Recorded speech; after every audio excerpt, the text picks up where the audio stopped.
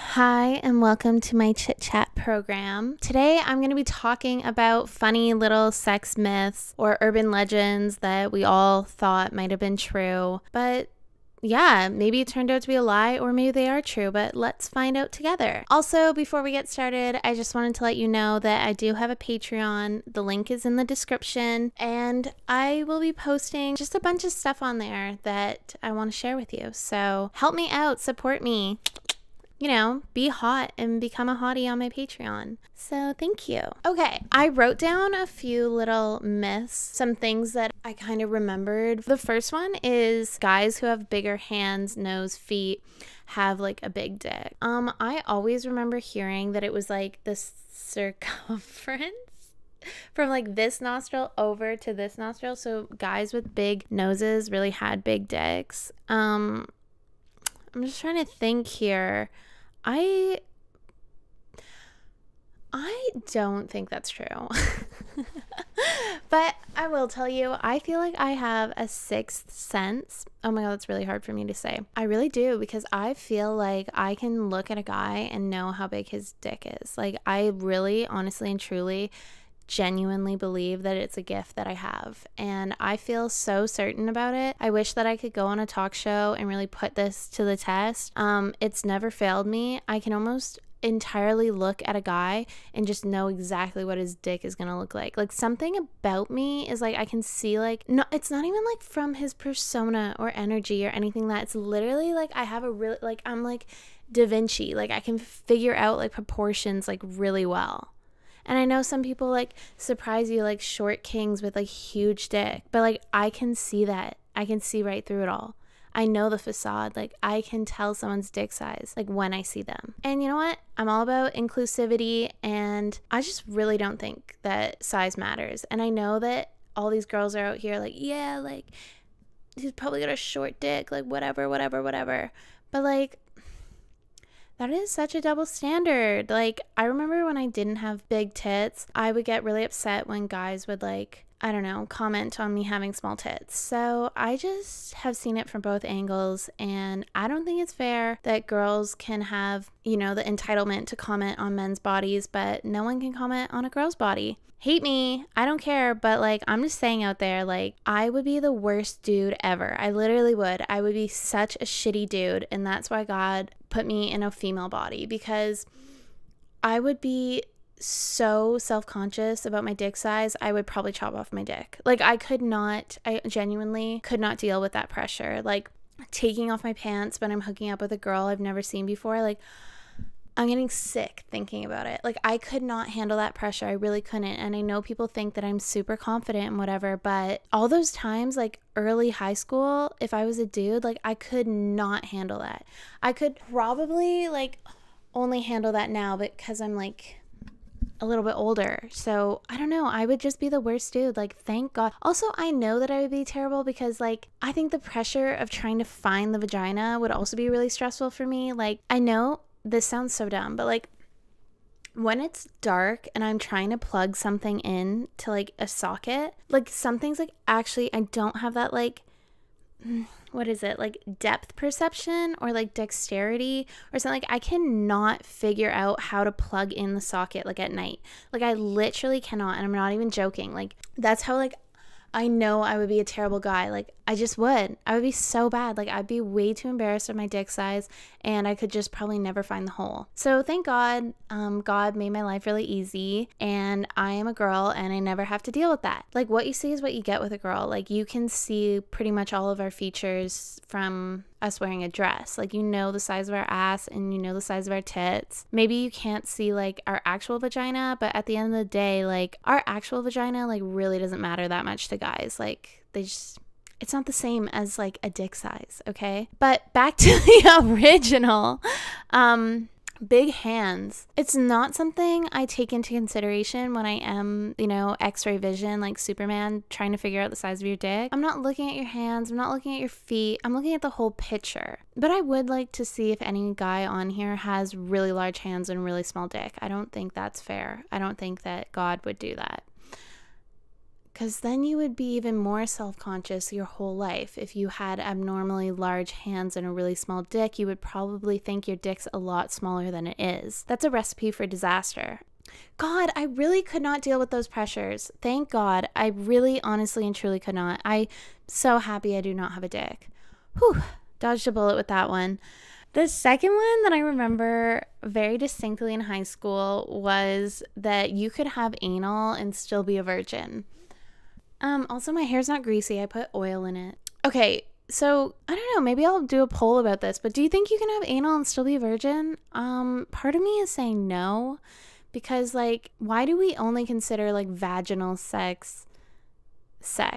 Like, I feel like anal sex is still sex. And like, what about for gay men? Like, that is their sex. Is it though? I don't know if that's like, do gay men also consider like getting head losing their virginity? I'm not sure. Okay, let's think. Okay, what do I think?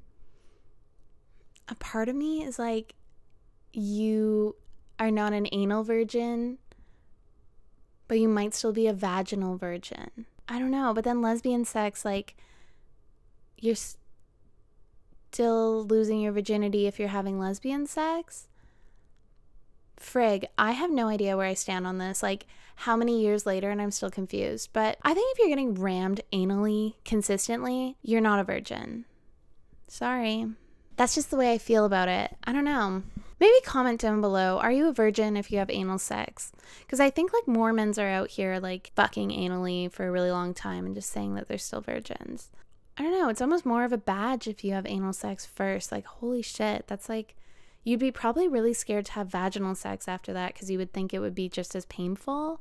What the hell are these people doing out here? Maybe if you're nervous about getting pregnant, go for anal. But in terms of like losing your virginity, a part of me just thinks it's all the same. Like, yeah. So any people out there nervous about losing their virginity, hate to break it to you, but you're not a virgin. My thoughts. Oh my God. Okay, this is my third one. I remember hearing this all the time, that you can die from having sex in a hot tub. I'm not sure if anyone else remembers that, but I distinctly remember like, oh my God, if you have sex in a hot tub, you're gonna die. And I think the thing is like the water gets up your vagina and then it like stays there and it doesn't come out, and then it gets like infected and like you die of like sepsis. Oh my God. What another word that I'm having difficulty with. Anyways, you go septic. I also don't think that's right.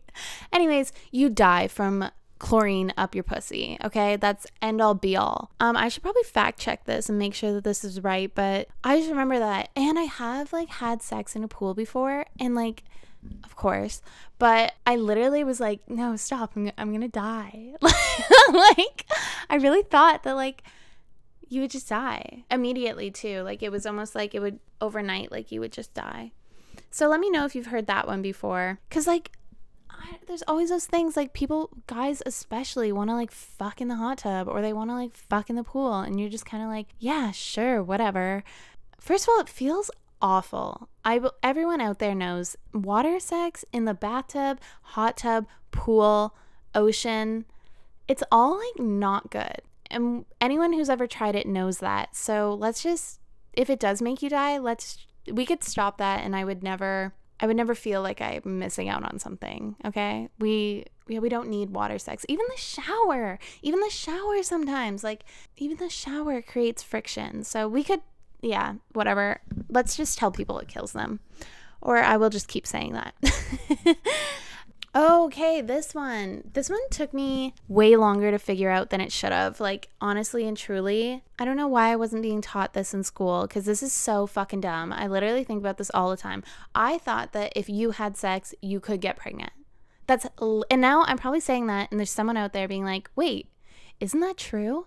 But no, let me tell you, there's only 5 days out of the month that you can get pregnant. And that's when you're ovulating. That's when you drop an egg and it's ready to be fertilized. All the other days, you can't get pregnant.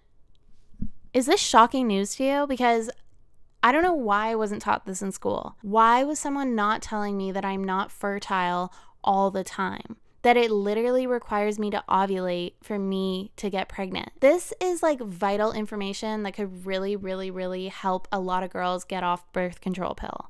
The birth control pill. Guys, I'm really struggling talking today. I wonder why. And I'm not saying like the birth control pill is bad or anything like that, but like we're putting like young kids on it. And I don't know, it might be a lot of responsibility to get young kids to track their cycle. But I'm just saying there's other options out there other than birth control, because you can only get pregnant 5 days out of the whole month, okay? Just use a condom for those 5 days or whatever. Figure it out. Like, make a sacrifice to God and don't fuck on those 5 days. But the entire rest of the month, you're going to be okay. Unless you, yeah. Oh my God, don't take this medical advice. But yeah. Why was I not taught that in school? Why did it take me so long to figure that out? Like, and sometimes I tell people that and they still don't know. They're like, wait, what? And I'm like, yeah, like you don't have to take the morning after pill if you're not ovulating, okay? We should just make that known. So I don't know if that's really a myth or debunking, but I literally thought that, yeah, if you fucked, you could get pregnant. That's not true. Okay. This is like a story that who the fuck is messaging me? So I don't know if y'all remember this, but this was like a story that went around maybe my high school. I remember hearing it at dance. It's kind of like an urban legend myth. And it was basically like, oh my God, I can't even remember how it goes. Okay. Either you know it or you don't and whatever. But it's like something about this girl puts like Starburst like up her vagina. And then like this guy's eating her out. And he like eats out like 3 Starbursts. And then she goes like, no, I only put 2 up there. And basically like skip to the end. It's basically that he like ate one of her like something to do with herpes. Okay. And I don't know why. Trust me, if you know this story, you know this story. Okay. Like I'm not. This is a weird ass story. But I remember hearing it not once, not twice, but multiple times in like different little weird quirky ways. Like what's actually going on in that story, I don't know. But it's always like, oh yeah, this happened to a friend of mine at a party. And then forever I just thought that like herpes warts were like these massive like blisters that looked like starbursts. I don't know, maybe when you have herpes, you do get like massive welts that could be mistaken for a starburst. Again, I should be doing my research on this before saying this, but can anyone like attest to this story? I'm not making up. I know I heard it, but this was something that always haunted me about sex as a kid. I was like, oh my God, like I'm gonna have sex, get herpes, have these starbursts in my pussy, and some guy's gonna be eating it out and think that he ate a starburst. Tell me I'm wrong. So that was wild. Okay, I have another one written down here that is, there was always this thing going around that like men could smell when you had your period. And it was like a superpower that men had. And like, I don't know why. Like, where did this come from? Where like, I remember getting my period and literally thinking, oh my God, all the guys can smell it. Like they know that I have my period right now. Again, comment down below if you really think that you can smell my period when I have it. I would love to know. Like, what's up with that? What is up with that? Like, where did that come from? Like, is it because we like release? No, we don't. I don't know. Why did we always think men could smell our periods? Like it was a weird superpower, or like they could smell these like pheromones coming off of our body. Can men smell our periods? And is it specific to men? Yeah, so I guess these are still unanswered questions that I have from my childhood. Or actually, when I was like writing these up, I was like, wow, I never double checked these. I also think a really funny one was like, I thought that like people, like when I found out that like having sex made babies, I remember thinking like, okay, well, my parents have 3 kids, so they've only ever had sex 3 times in their life. That is crazy to me. That's what I thought. And that's what I thought about like anyone ever. Like I would just look at how many kids they had and be like, whoa, they had sex twice in their life? That's crazy. And then I remember thinking like, well, how do people restrain themselves? Like, how do they not have like a trillion kids? Just food for thought there. Quickly figured out that one I know actually for sure is not true. Unless like some weird like Mormon. Guys, I also don't know a lot about Mormons. So I'm sorry if you are Mormon. I just know what I know from TLC or whatever. Maybe there are some cultures out there where the amount of kids is actually how many times they've had sex. But now we know that you can only get pregnant 5 days of the month. I'm going to say that's probably not true. I hope you enjoyed that, and I hope I gave you something to think about. If you also have some funny things that you thought were true as a kid, please comment down below. Let me know, because I think it's so funny the way like kids interpret sex. Like I mean, everyone says the same thing. You just thought that it was like naked people rolling around. I genuinely remember taking my Pocahontas doll, Barbie, and John Smith, and then taking off their clothes and putting them together and telling my friend that's what sex was. Was I wrong? I don't know. Yeah, I think like the child mind is so funny. Like we're trying to comprehend something we have no idea about. Like we're just making up all of these random ass fucking things and like trying to see, like, that's something you'll never get back, is like this total unknown. Like I literally had no sexual education as a kid, and I really, truly, honestly did not know what the fuck sex was. I knew that it was a thing that no one wanted to talk about, but I could not figure out the research. I mean, kids now just like Google shit, but like back in my day, I had no idea. Also, I remember, this is really random, but also like as a woman, like your period, it's also super confusing. Like I thought that when you got your period, you would pretty much like hose like blood out you at all times. And really what a tampon did was plug it. Like I thought as soon as you took a tampon out, it was like water faucet blood. Like I really thought that until I was like too old, until like maybe I got my period and realized like, oh, it actually just kind of like drips out. Like it's like you have an open cut. Like it's not, you don't have to like plug it up quick. And I remember okay, you know when you like go into like I don't know if the men's have this, but the women's do. It's like a tiny little like silver garbage can inside of like the washroom, like your little cubicle washroom. Well, my friend told me that like we never opened it. And my friend told me that there was a hose inside there that when you get your period, you take the hose out and put it to your vagina and it sucks up the blood. Where were we getting that from? Where was she getting that information from? So then I literally just thought, oh, there's like a bloody hose inside all of those like tin garbage can things in the bathroom that women, when they get their period, take the hose out and put it to their vagina and it sucks out all the blood. That's wild. Where the fuck was I getting that from? Yeah, anyways, so then I got my period and realized that doesn't exist. I was also super old when I got my period, so I was like, just knew, I was like, I'm too old for this. Throw a tampon in and move on. So I know people who get their period when they're like 9. I could not imagine I would be looking for that fucking hose in the little tin thing if I was 9 and getting my period. That's insane. Yeah. Okay, well, become a member on my Patreon because I love you. Thanks for listening. And if you have any other crazy wild myths or something that you believe to be true, but now you're 45 years old and you finally realized it isn't, comment down below. Okay, love you. Bye.